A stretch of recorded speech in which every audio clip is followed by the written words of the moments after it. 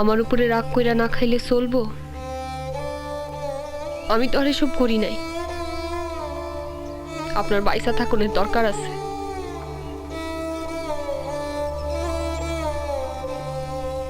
Loan,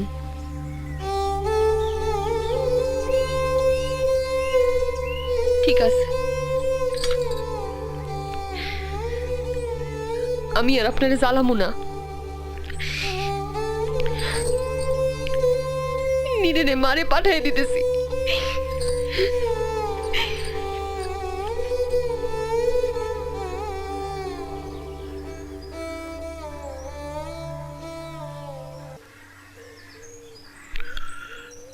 তুই কেমন জানি চুপ মেরে গেছস।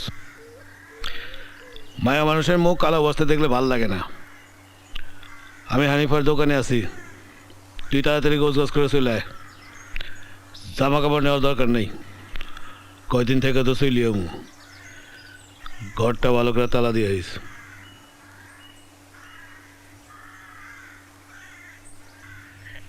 আমি 2 দিনের লাগে একটু বাইরে যাইতেছি। নীরেনের মারে সব বুঝায় দিয়ে গেছি। এই কয়দিন হেই আপনার সব দেখাশোনা করব। এইসব চালাকি কইরা করা।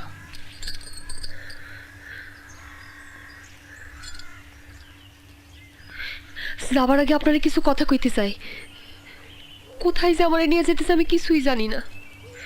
আমার কেন জানি খুব ডর লাগতেছে। আপনার সাথে যদি কোনোদিন দেখা না হয়, আমি আপনারে মিথ্যা বলছি। উনি আমার স্বামী না। আমার পরিচয় আমি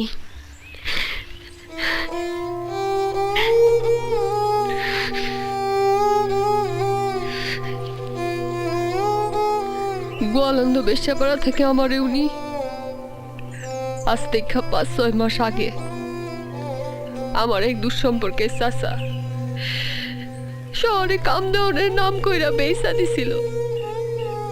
এই তো কিছুদিন আগে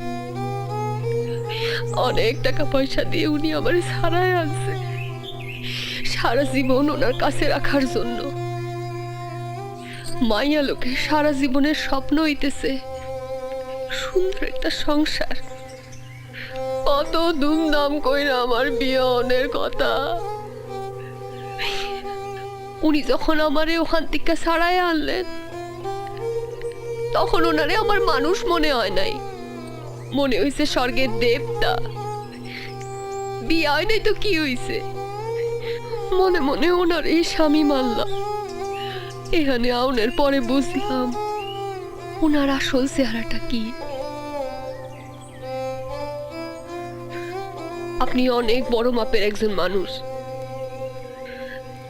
আমার লেগে আপনার যদি কোনো ক্ষতি হইয়া থাকে আমারে মাফ কইরা দিয়েন।